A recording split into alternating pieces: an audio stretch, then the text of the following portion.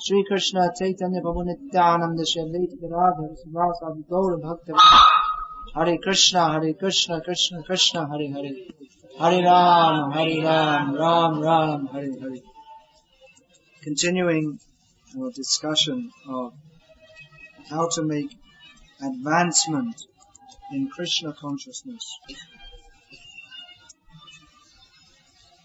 Tonight I'd like to discuss about the pitfall of developing a critical mentality. Do you also need water? No, I don't think so.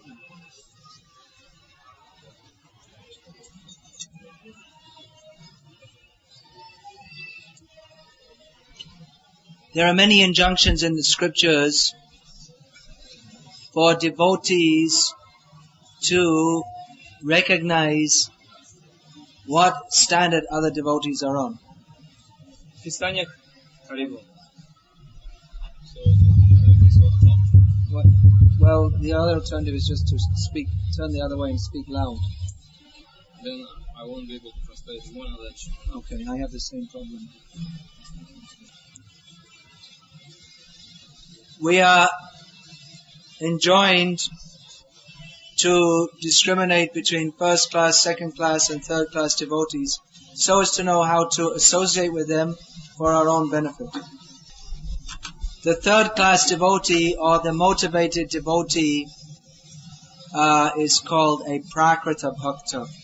It means he's a devotee but he has many material desires also.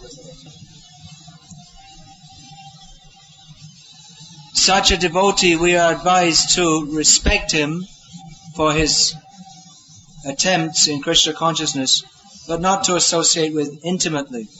We should associate intimately with those devotees who have dedicated their life and soul to Krishna. Because sangat sanjayate kama, according to our association, our desires develop. Now in every society we find there is social pressure to conform to the norm. Conform what? Conform to the normal standard of behavior. That's called the norm. We call all the GBC. Prabhupada would only call the GBC if there's something very important. So all the GBC men gradually came running. And they came in the room wondering, what's Prabhupada going to say? What is it? Must be something very, very important. So Prabhupada was just sitting back like this, smiling. He said, listen to that nice kirtan. In future, Prabhupada said, we should keep 500 men in Mayapur permanently, only for doing kirtan.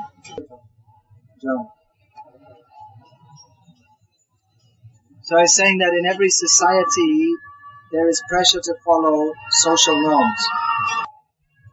So in our society there is also pressure to conform to the standard of being a good devotee. If you do something wrong, people will point out, this is not good. This devotee speaks harshly, or doesn't go to Mangalarati, or something. It will be pointed out. So that's one kind of social pressure, and that's good, because that helps to keep us coming up to the proper standard. And we should also note if someone is not doing something properly, so that we also don't fall into the same pitfall. And we may also note if someone is doing something they shouldn't do, just so that we might be careful not to pick up the same habit. However, in general, our attitude should not be to look for faults in devotees. Realistically, it may be understood that almost all the devotees in this society may have different kinds of faults, because we are all coming from the most fallen kinds of backgrounds. Once, one man came to see Srila Bhakti Siddhanta Thakur, and he said that most of the members of your Gauriya Math, they are not very sincere. Why do you keep them here? So Saraswati Thakur replied that, well, even if they're not very good, at least if they're here, they have some chance of being improved. If they go away, then what hope is there for them? He said this is like a hospital. He called it Gauriya Hospital. If you go in the hospital and criticize, well, everyone is sick here, well, of course they're sick, it's a hospital. But at least they're taking treatment. So in the same way, we're all coming from various kinds, various degrees of material contamination. But anyone who sincerely tries to surrender their life to Krishna, or even with some sincerity, that is glorious. Well, anyone who's chanting the holy name of Krishna is already an elevated person in comparison to all the millions of people who never chant the name of Krishna. So, although some discrimination is required, we should not develop a fault-finding or critical mentality. We find that, just like in Lord Chaitanya Mahaprabhu's pastimes, there are some devotees, like Raghunath Bhatta Goswami, they would never like to see the faults of any devotee. Raghunath Goswami. He was never allowed. No, he never liked to hear.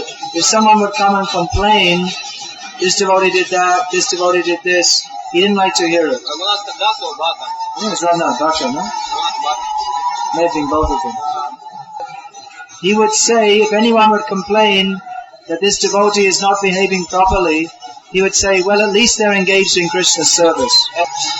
On the other hand, there's another very dear devotee of Lord Chaitanya, Damodar Pandit, who always corrected the devotees for their mistakes. And he even corrected Chaitanya Mahaprabhu. So Chaitanya Mahaprabhu was actually very pleased with him because he wanted to maintain the correct standard. He wanted to see that all the devotees came up to the best standard, and therefore he would point out if they were doing something which wasn't correct. So we see one side, one kind of pure devotee will never like to see the faults of others. And another may point out the faults of others regularly. Both are pure devotees. So what should be our position? Our position is that we should discriminate, but we should not develop a fault-finding mentality. In other words, looking for the faults of others. One of my godbrothers, he told me one dream he had of Srila Prabhupada.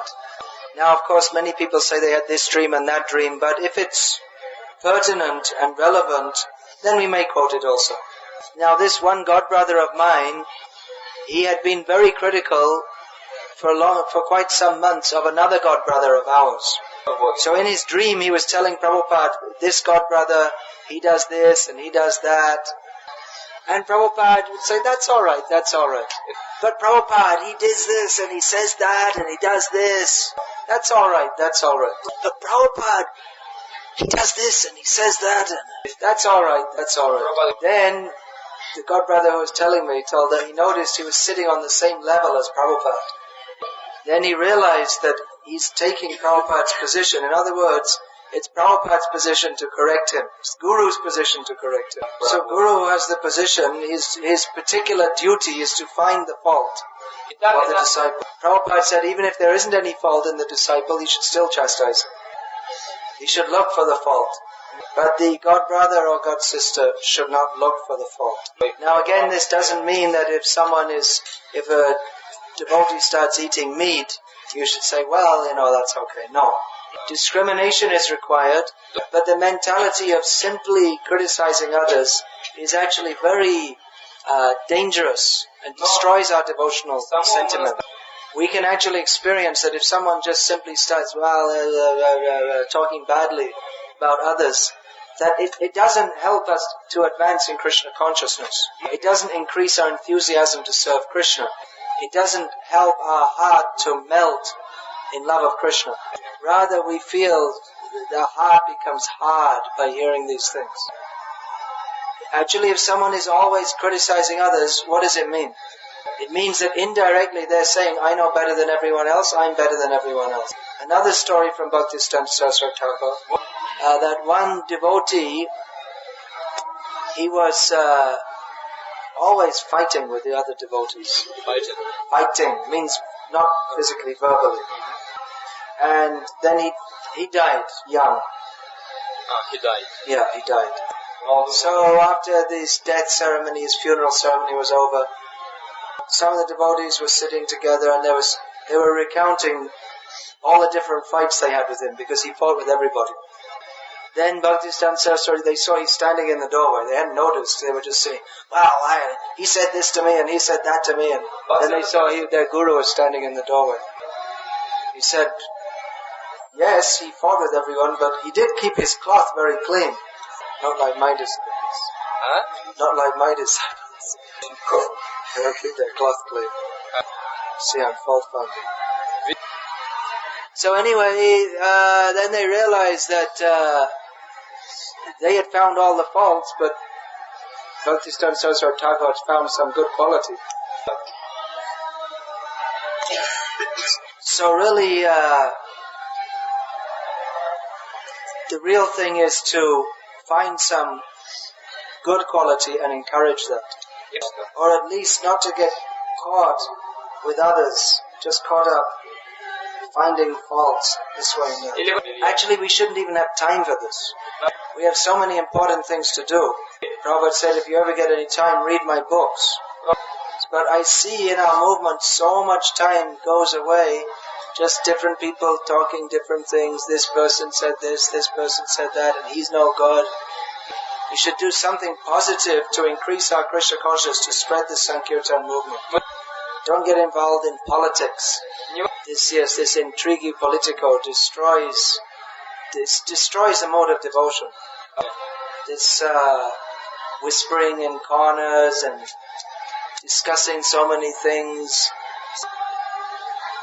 This Prabhupada said, if the politics comes, then all the devotion will be spoiled. A devotee should always remain very simple and pure-hearted. Don't get involved in useless discussions. Of course, if there are problems within the temple or problems with particular devotees, they should be dealt with.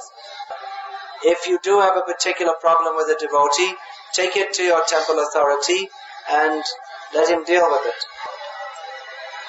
But if you can't do something to improve the situation, or if you're not prepared to do something to improve the situation, then don't simply complain. That should be the motto. Many times people come to me and complain about this and that, but then I say, well then, what are you going to do about it? Are you simply complaining? Am I a walking complaint box that you should lodge your complaint with me? Am I a complaint box? You know what that is? If you have a problem with someone, you approach them. If it's really so, the main thing is anyway we should tolerate. Or if we're really having difficulties with someone, then we can approach them and say, Prabhu, I'm having this difficulty. There seems to be some misunderstanding. What is the problem? Let's discuss and resolve it. Vaishnavas are supposed to be the most exalted people. They're supposed to develop exalted qualities. Shamo, Dhamma, Tapa, Shocham, Kshanti, Arjavam, Evacha. What are these? That means peacefulness of mind, control of the senses, austerity, cleanliness, then tolerance, straightforward dealings. So among these qualities, this peacefulness of mind. The mind cannot be peaceful if it is dwelling on sense gratification. So peacefulness of mind, then tolerance of disturbing situations, straightforwardness in dealings. So these are the qualities which a Brahmin is supposed to develop. Vaishnavas are not meant for petty bickerings. Petty quarrel. We have a higher ideal.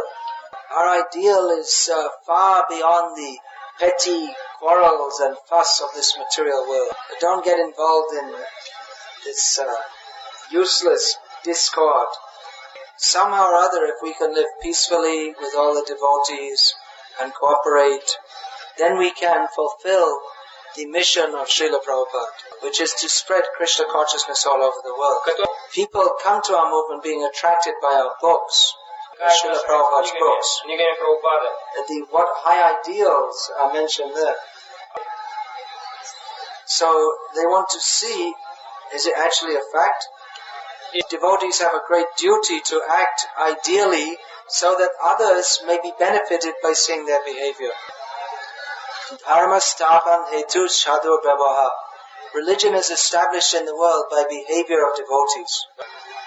It's not enough simply to talk philosophy, but we actually have to act as sadhus and sadhvi. Sadhvi means lady sadhu. And then people will be attracted. But if we are living like materialistic people, quarreling, squabbling, disagreeing, then no one will be convinced. If we are like this, if we're highly critical and quarreling and politicking, all these things, that means we're not advancing in Krishna consciousness. That means we're not chanting the holy names. Even if we're mechanically chanting, we're not chanting. Otherwise, we're not actually chanting. We're not chanting attentively with feeling. Otherwise, if we're chanting properly, then we'd make advancement. We'd come up to a higher level. So having come to Krishna consciousness, having got this wonderful gift of Krishna consciousness, let us not spoil it by remaining on a very low level of consciousness. Let us actually come up to the level of divinity. Sadhu, Prabhupada used to translate many times as saintly person. Devotees expect to develop the qualities of saintly people. Преданные должны развить в себе качества святых людей. What are the qualities of saintly people? Titikshava, karunika, suhrida, sarvadehina, ajata shatravasanta, sadhava sadhu bhushana. There are many qualities. Tolerance, mercy to all, friendliness to all, no enmity with anyone. These are the qualities which decorate saintly people. So by reading about these qualities in great devotees, we can take inspiration. And by seeing the qualities of devotees who have developed these qualities, we can also take inspiration. Choose our association carefully. Take inspiration and guidance from those devotees who are actually absorbed in Krishna consciousness. Don't associate intimately with those who have fault-finding, critical mentality, or lazy, or whatever, addicted to sense gratification. That association won't help us. Everyone may be encouraged in Krishna consciousness on whatever level they're on, but to make actual advancement, we should associate with those who are on a higher level than us. Hare Krishna. Any question? Вопросы?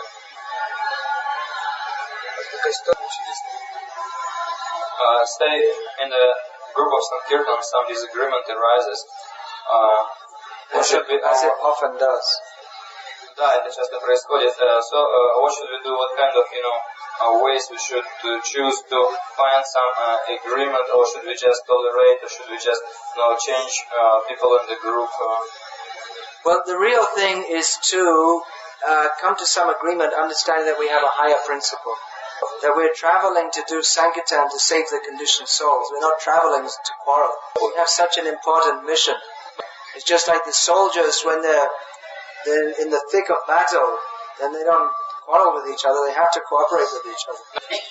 Actually, going for Sankirtan requires some kind of advancement, because you have to live with a few people all very close together. It means you have to sacrifice privacy and you're living very close to something. Different people have different habits which you don't like. There's one word in English called adjust. This is used in every Indian language.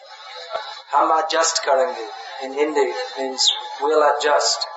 The usage in English and in Indian languages is different.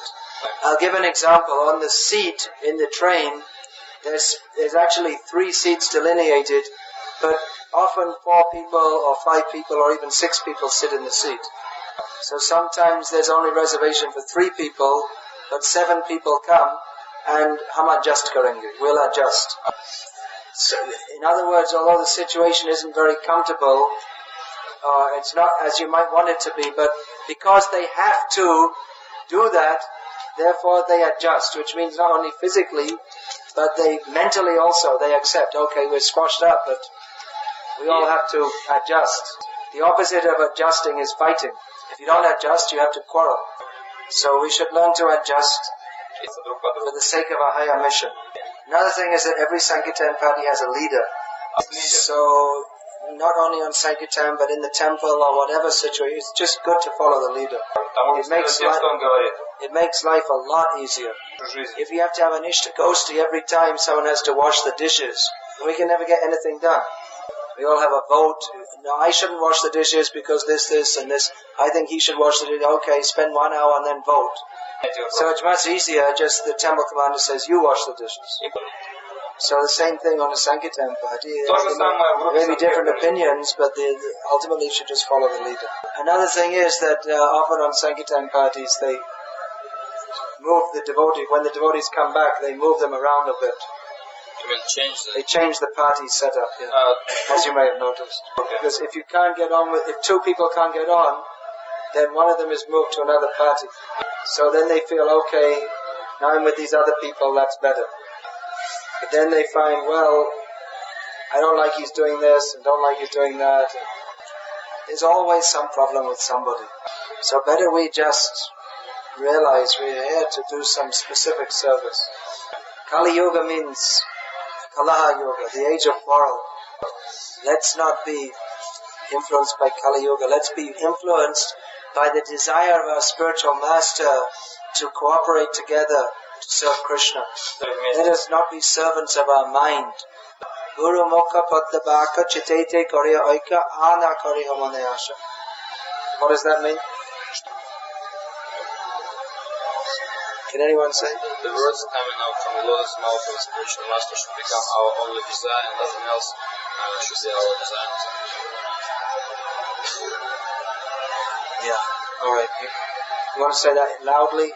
Did it come out here? The words from the lotus mouth of the spiritual master, I fix them up in my heart and don't desire anything else. Any other question? Используют храм для покрытия своей семейного бюджета. И как Прабхупада поспал в таких ситуациях? He said that Srila Prabhupada used to say that sometimes temple presidents use their living position, the position of temple president, just to help their family to cover their. I never heard Prabhupada maintenance. Family maintenance. I never heard Prabhupada say. В какой книге это написано? Во второй песне. Really? Он говорит о такой потенции, что иногда I read it используют. 7-8 times. I never. Махарадж говорит, что 7 или 8 раз читал Бхагаватам, такого I нигде не never read it. встречал. Maybe it's in the Russian translation. Может быть, это в русском переводе? Да, но так или иначе, такие случаи бывают. Да? Как поступал Прабхупада? Somehow or other, things like this happen. Well, the Russian books get translated differently. No, he meant that, TP uses his position. Yeah, but it's not in the second canto of Bhagavatam. I also don't read. Also, I never read Russian Bhagavatam, but I don't think it's there. And we should be careful quoting Prabhupada. It may be true in some cases, but be careful quoting Prabhupada. Just to maintain their family. Well, if someone like misuse their position, they misuse their position, but if they do that, then they can't maintain it very long. Because if they have so many material desires, then they can't inspire the devotees spiritually. They'll fall from their position. If there is any serious, of course, generally we should just follow the temple authorities. But it does happen that sometimes position is misused. If there is any serious case of that, then there is a system within our society by which matters can be referred to higher authorities who are supposed to take some of it.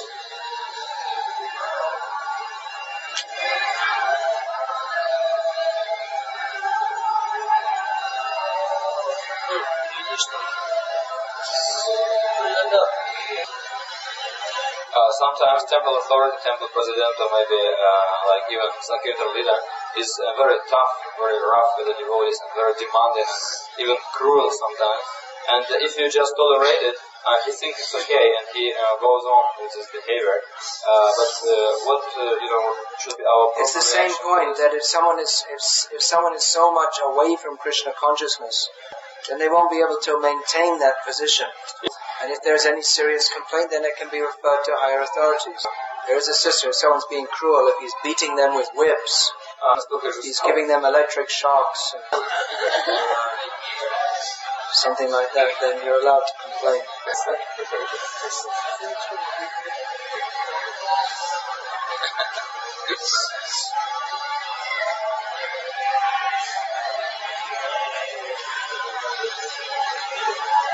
I have a question. I mean, often devotees say, well, this leader's bad and that leader's bad. Then I ask them, well, is he telling you to eat meat? Is he telling you to drink wine? Even they may be a bit rough, but if they're roughly telling you, get up and go to Mangalarti, what's wrong with that? This question from me. Громче говорите. Говорите вопрос. Я могу сказать точно таким образом. Моя знакомая, она присутствует при одной встрече, при одной сцене. То есть маленький ребенок просто хороший, это где-то 10-й этаж. А мама в это время читала маму. Вот моя знакомая видела эту сцену, была в таком шоке. Я даже не знаю, это такая сильная вера в Кришну, или ты немножко Что мать читала мантру и не обращала внимания, что ребенок мог упасть. нужно было закончить смешно, чтение. И эта женщина была в таком шоке. Once Сильная вера в Кришну, или все-таки once one of your friend seen such a scene. One devotee mother was chanting japa, and her little boy was crawling, along the edge of the window on the 10th story, and it could just, this baby could just drop down at any moment. But mother was so much engaged in chanting while she was, in a hurry. She wanted to complete her rounds, that, she didn't care about, the child to drop from the 10th floor. And that lady was thinking, is it just, such a big, deep faith in Krishna, that Krishna will, take care of the child, or what is it? No, that's called foolishness. It's just like Krishna didn't tell Arjuna, well, I'm God and you're my friend, so you just sit down on this chariot and have a nice time, drink a few limkas, and I'll fight the battle for you. Krishna told, Mama Nusmara Yudhyacha, you think of me and fight. So for a mother, you have to think of Krishna and look after your child too. Prabhupada wrote a letter to one of his disciples once who just had a child. Prabhupada said that now your main service is to look after your child and bring him up in Krishna consciousness. That's your main service. That is a very neophyte misunderstanding of Krishna consciousness. At prasadam time she was so absorbed in thinking of Krishna she forgot to eat.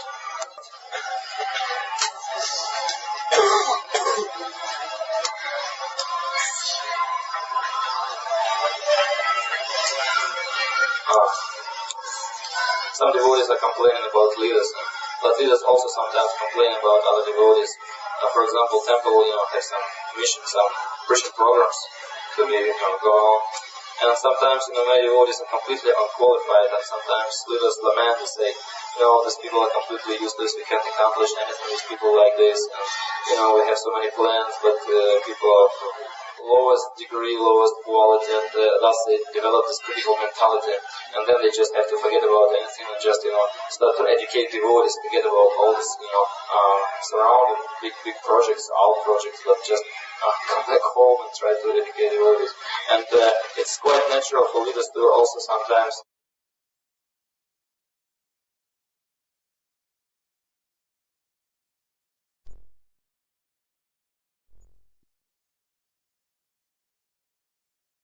настроение, которое возникает естественно от того, что в целом уровень преданных чрезвычайно низок.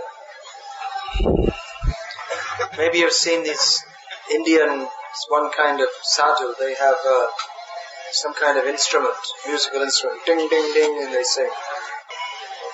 Yeah, not exactly a thing like that. Anyway.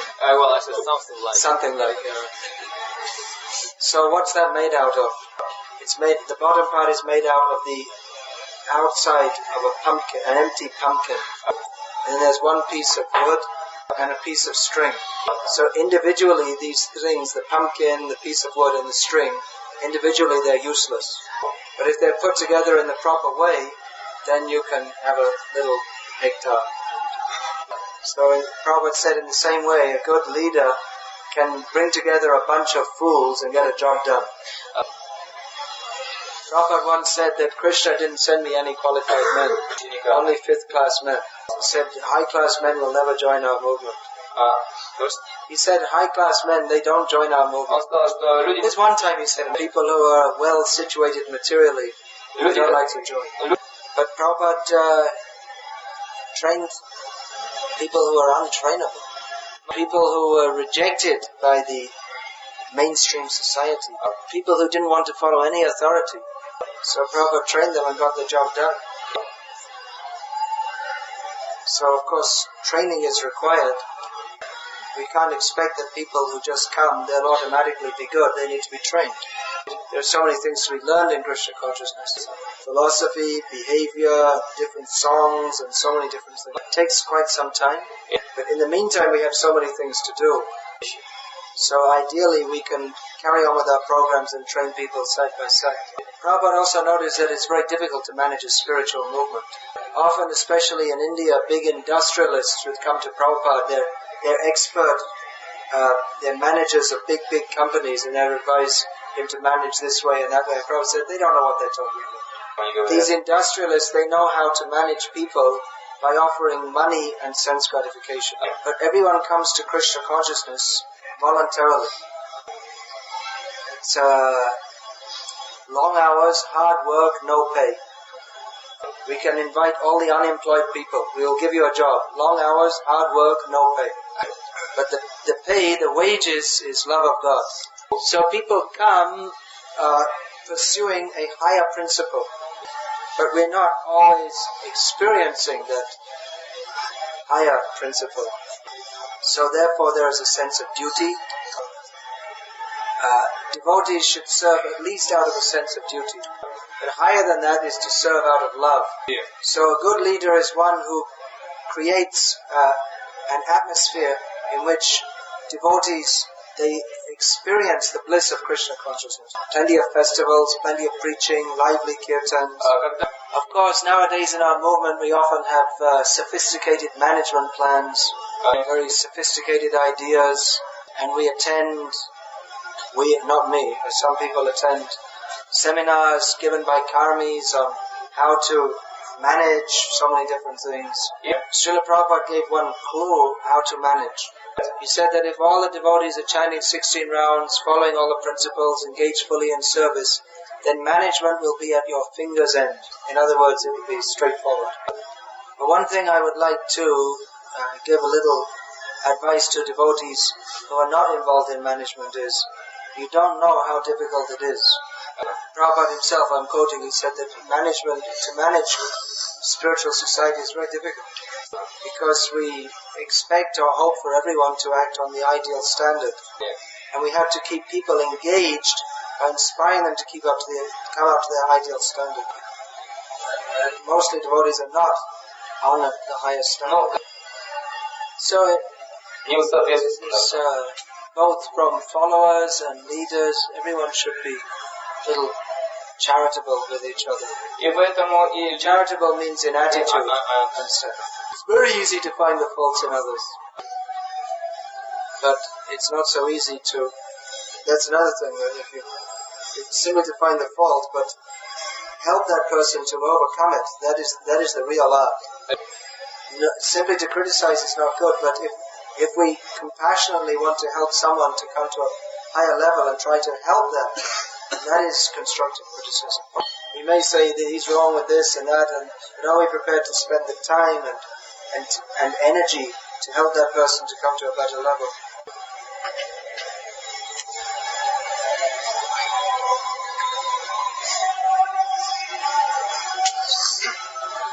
How long can this weakness of heart remain in the heart, and how good sadhana can, help us to get rid of this weakness of the heart. Weakness in the heart can remain for millions of lifetimes.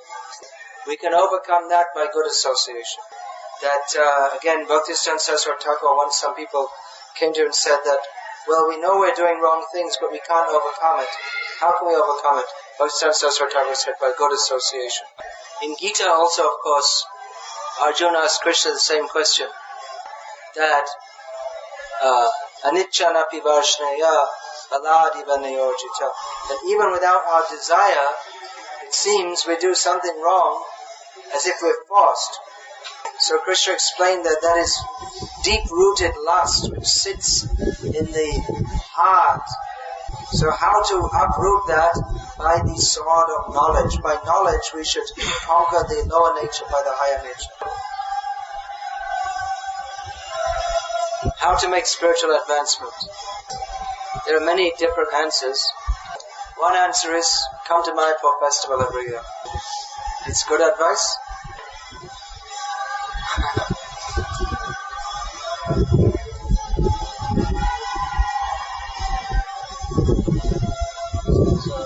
Tell him he shouldn't worry about these things too much. He should chant Hare Krishna more and read Prabhupada's books.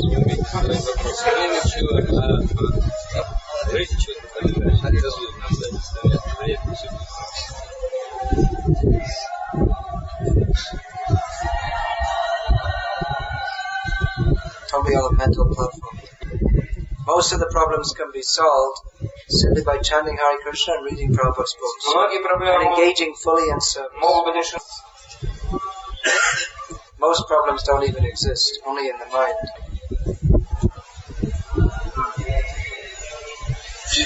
Yeah, you can ask. Yeah. No, you ask, because she already asked one question. Why don't you ask one? Get it. Here? Yeah. Okay. Just remembering the lecture you gave last night about the importance of attentive chanting. All this morning he was trying to do it, follow it. But, somehow... You think you're going to get perfection in one day? I tried for one day, it didn't work, so I think I'll go back home and work in the factory. No, what he meant to say actually in the question. Yeah, the point is you have to keep on trying. Whenever yato nischalati manas chanchalanastivam tatastato niyam yatakam. Krishna says that the mind will wander away and you have to bring it back again and again. You have to practice. And again, the same section of Gita that Arjuna said to Krishna, that to control the mind is very difficult. It seems more difficult to control than the wind. Krishna agreed. Yes, it is very difficult. Undoubtedly it's very difficult. Vairagena to kontaya abhyasena vidhiyate. That by cultivating detachment from the objects of the senses and by practice, success will be there. Practice.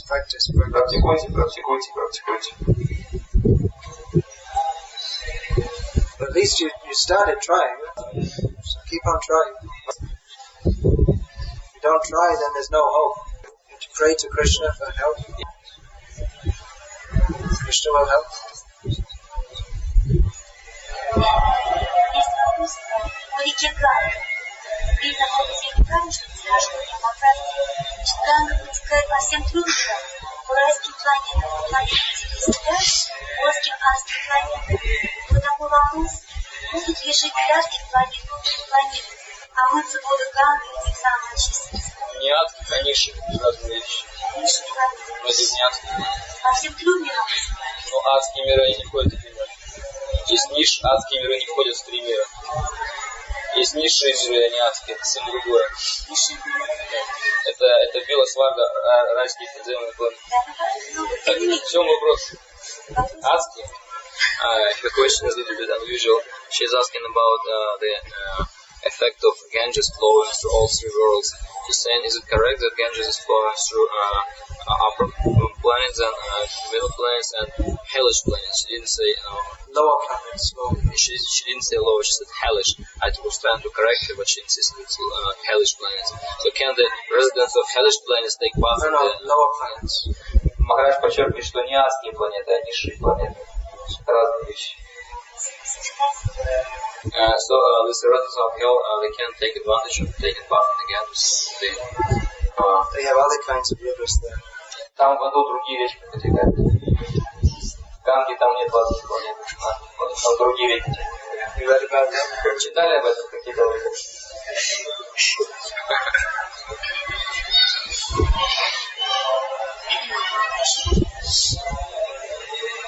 Еще является практически, который я прочитала в одной книге, очень древней книге, там было сказано так, что тот, кто знает, не должен говорить, а тот, кто знает, тот, кто не знает, не должен слушать. Я прочитала учение возвращения, там дается 13 экстаз, стадий экстаза.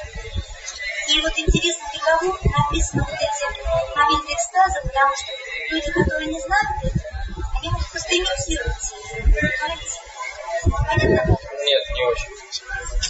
So someone's very complicated. Махарадж говорит, я не могу отвечать на сложные вопросы. Ну, пожалуйста, если не очень сложно, зачем задавать вопрос?